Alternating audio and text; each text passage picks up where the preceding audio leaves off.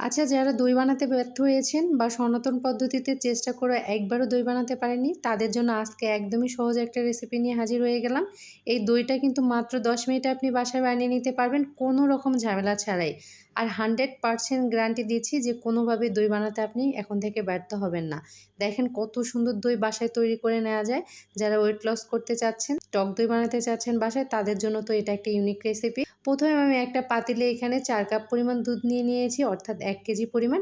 এখন একটা ঢাকনা দিয়ে আমি দুধগুলোকে যতক্ষণ না বলক আসবে ততক্ষণ জাল দিতে থাকবো। এখন ঢাকনাটা উঠিয়ে নিচ্ছি। দেখেন যে দুধে বলক এসে গেছে। এখন অনবরত নাড়তে হবে। এ পর্যায়ে কোনোভাবে যেন সর না পড়ে। আপনারা যদি এখানে ওয়েট লসের জন্য টক দইটা বানান, তাহলে কিন্তু একটু পাতলা থাকতেই দইটা বসাতে দিবেন, বেশি ভারী করবেন না। আর যারা রেগুলার নর্মাল দই হিসেবে খেতে চান, তাহলে তারা ১ লিটার দুধকে জাল দিয়ে ৩ পোয়ার মতো করে নেবেন, তাহলে কিন্তু পারফেক্ট হবে। এখন দুধটা একটা সাইডে রেখে দিচ্ছি ঠান্ডা হওয়ার জন্য। আর বাসায় আগে থেকে টক দই ছিল, তাই আমি এখানে ২ টেবিল চামচ পরিমাণ টক দই নিয়ে নিচ্ছি। এটাকে এইভাবে ৩ থেকে ৪ মিনিটের মতো রেখে দেবো, যাতে পানিগুলো ঝরে যায়। পানি থাকলে কিন্তু দই পারফেক্ট হবে না। আর যারা সনাতন পদ্ধতিতে বাসায় দই বানাতে চান, তারা অবশ্যই আমাকে কমেন্ট করে জানাবেন। আমি দেখিয়ে দেবো যে বাসায় এরকম দইয়ের বেদ ছাড়া কীভাবে টক দই বানানো যায়। তো সেই রেসিপিটা আপনাদের সাথে শেয়ার করে নেব। জাস্ট শুধু লেবু বা কাঁচা লঙ্কা থাকলেই হবে। এই তো এইভাবে ৩-৪ মিনিটের মতো আমি রেখে দিয়েছি। এতে করে কিন্তু পানিটা খুব সুন্দরভাবে ঝরে গিয়েছে। আর এর কারণেই কিন্তু দই থেকে কখনোই পানি ছাড়বে না। এখন আমি এই দইটুকুকে একটা বড় বাটিতে নিয়ে নিচ্ছি। এখন একটা হ্যান্ড উইস্কের সাহায্যে এভাবে বিট করে নেব অনেকক্ষণ, যাতে একটা ক্রিমি টেক্সচার আসে। প্রায় ৩ থেকে ৪ মিনিটের মতো আমি হ্যান্ড উইস্কের সাহায্যে এভাবে ঘুরে ঘুরে একটু বিট করে নিয়েছি। এতে করে সুন্দর একটা ক্রিমি টেক্সচার এসেছে। আর এতে করেই কিন্তু দুধের সাথে খুব ভালো করে মিশে যায়, দইটাও পারফেক্ট হবে। ঠিক আমরা যে পানের সাথে চুন ব্যবহার করে থাকি না, সেই চুনের মতো একটা ক্রিমি টেক্সচার আসবে, কিংবা আইসক্রিমের মতো। আইসক্রিম যখন ডিফ্রোস্ট করা হয়, দেখবেন যে খুব সুন্দর একটা ক্রিমি টেক্সচার আসে, ঠিক সেরকম। আর এইভাবে যদি আপনারা দই বানান, দোকানের থেকে কিন্তু অনেক অনেক অংশে পারফেক্ট দই হবে, আর খরচটাও কিন্তু অনেক কম। আপনারা যদি আমার পুরো রেসিপিটা ফলো করেন, তাহলে এরকম পারফেক্ট দই কিন্তু বাসায় বানাতে পারবেন। এই তো প্রায় ৩-৪ মিনিট আমি এরকম করে ঘুরিয়ে ঘুরিয়ে বিট করে নেওয়ার পর এটা এরকম সুন্দর একটা ক্রিমি টেক্সচারে এসেছে। এই তো আমার বিট করে নেওয়া হয়ে গেছে। এর মধ্যে এখন আমি দুধ অ্যাড করে দেব। একটা পাশে দুধ যে রেখেছিলাম, এইভাবে আমি বারবার কিছুক্ষণ পর নাড়তেছিলাম, যাতে এর মধ্যে সর না পড়ে যায়।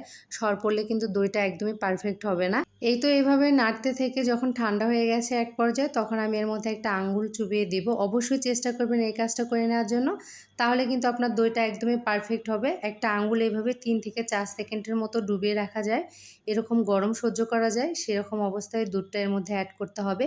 কোনোভাবেই কিন্তু অতিরিক্ত গরম দুধ অ্যাড করবেন না, তাহলে কিন্তু আপনার দুধটা ফেটে যাবে, কোনোভাবে দই হবে না, একদমই ছানা হয়ে যাবে আর পানি পানি হয়ে যাবে।